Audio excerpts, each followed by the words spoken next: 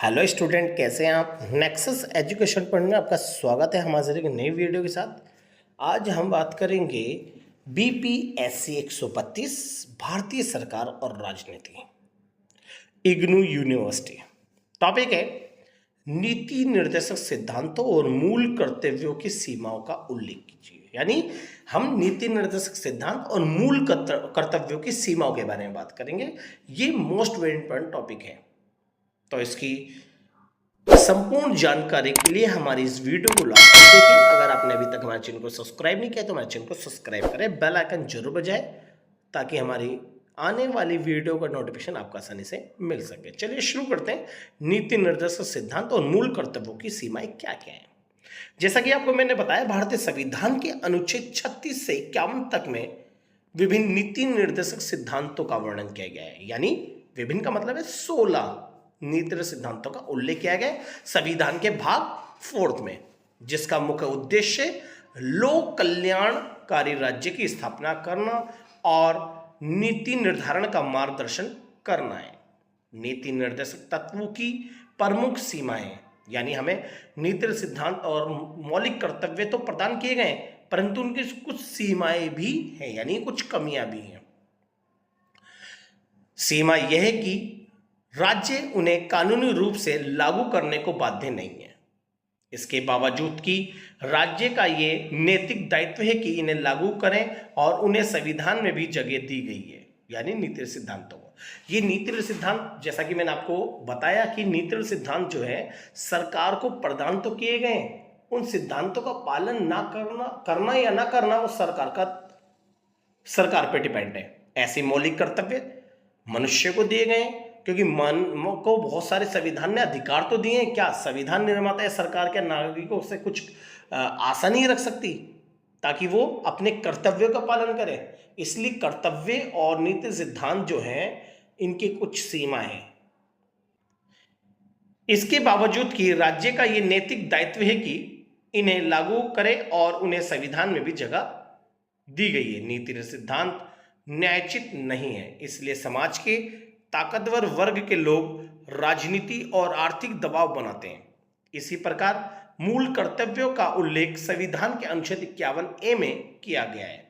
मूल कर्तव्य गैर न्यायोचित और गैर कानूनी भी हैं, क्योंकि संविधान और सरकार एक नागरिक होने के नाते से अपने नागरिकों से कुछ आशा रखती है, और यह आशा रखती है कि मनुष्य अपने अधिकारों और स्वतंत्रता का प्रयोग करते हुए कुछ समाज में नैतिक कर्तव्यों का भी वो पालन करें।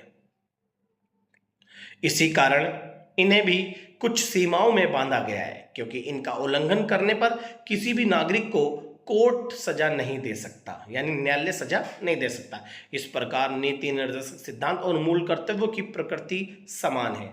भारत में मूल कर्तव्यों का स्वरूप अन्य देशों से भिन्न है।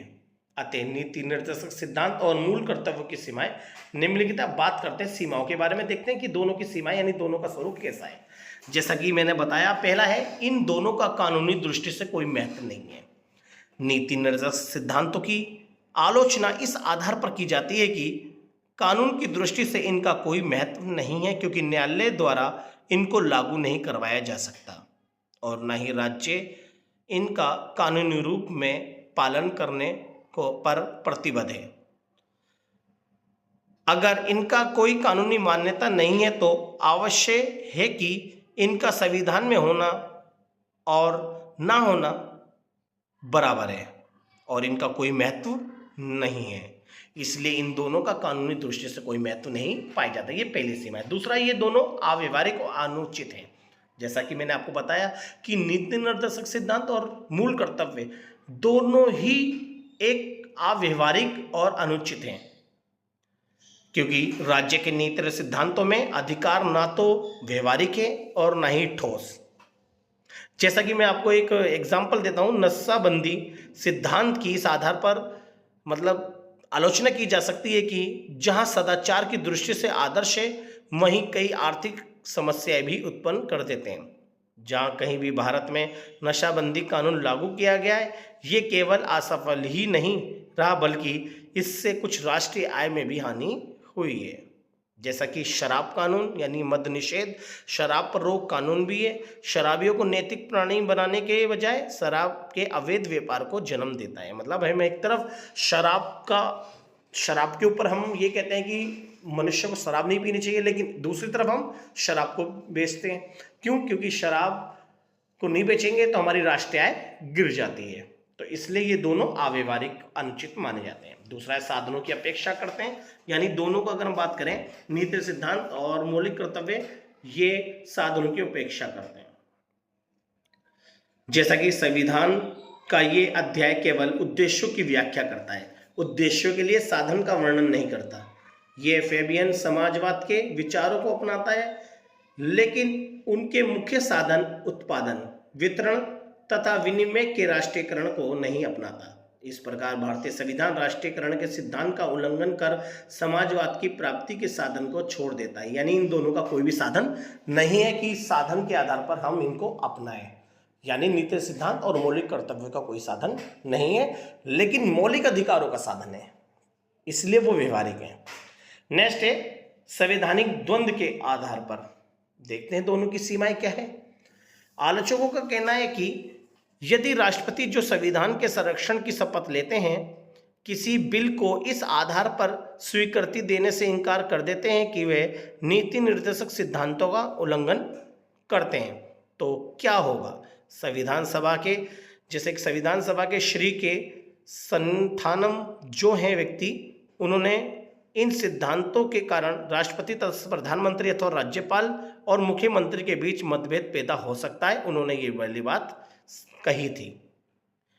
नेक्स्ट है राज्य की नीति सिद्धांत एक संप्रभु राज्य में अस्वाभाविक हैं। यानी अगर दोनों की बात करें तो दोनों ही अस्वाभाविक माने जाते हैं। नीति सिद्धांत और मौलिक कर्तव्य की एक अन्य आलोचना इस आधार पर की जा सकती है कि ये सिद्धांत निरर्थक हैं, क्योंकि निर्देश केवल अपने से अधीन तथा कमजोर को दिए जाते हैं। क्योंकि ये नीति सिद्धांत और मूल कर्तव्य ये निर्देश दे रहे हैं, इसलिए दूसरे ये बात अर्थहीन लगती है कि संप्रभुत्व संपन्न राष्ट्र अपने आप को आदेश दे सके। तो ये राज्यतंत्र सिद्धांत एक संप्रभु राज्य में अस्वाभाविक माने जाते हैं। नेक्स्ट है विषय अनिश्चित तथा अस्पष्ट है। यानी नीति सिद्धांत और मौलिक कर्तव्य की आलोचना इस आधार पर की जाती है कि संविधान में निहित इन सिद्धांतों में कोई स्पष्टता और निश्चितता नहीं है। उदाहरण के समाजवादी सिद्धांतों में मजदूरों तथा स्वामियों के परस्पर संबंधों के बारे में निश्चित रूप से कुछ नहीं कहा जा सकता। नेक्स्ट है संसद की सर्वोच्चता के विरुद्ध। जी, नीति निर्देशक सिद्धांत और मूल कर्तव्यों को संसद की सर्वोच्चता के विरुद्ध माना जाता है। यानी आलोचकों का कहना है कि निर्देशक सिद्धांत संसद की संप्रभुता के विरुद्ध है। संसद को कानून बनाने में स्वतंत्रता होनी चाहिए। ये आवश्यक नहीं है कि जिन विचारों को संविधान निर्माताओं ने उस समय आदर्श समझा उन्हें जनता भी पसंद करे। परिस्थितियों के बदलने से आदर्शों में परिवर्तन आना स्वाभाविक है। संसद जनता का प्रतिनिधित्व करती है और संसद को जनता की इच्छाओं के अनुसार कानून बनाने की स्वतंत्रता होनी चाहिए। तो ये हमने बात करी नीति निर्देशक सिद्धांत और मूल कर्तव्यों की सीमाओं के बारे में। इसको आप बहुत अच्छे से कर लीजिए, इस हेडिंग को तैयार करके जो मैंने आपको एक्सप्लेनेशन यानी एक्सप्लेन कराए और थोड़ा थोड़ा इसमें समझाए, इसे आप अच्छे से कर लीजिएगा। अगर आपको हमारी वीडियो अच्छी लगी तो हमारे चैनल को सब्सक्राइब करें, बेल आइकन जो बजाय, लाइक कमेंट शेयर करना ना भूलें।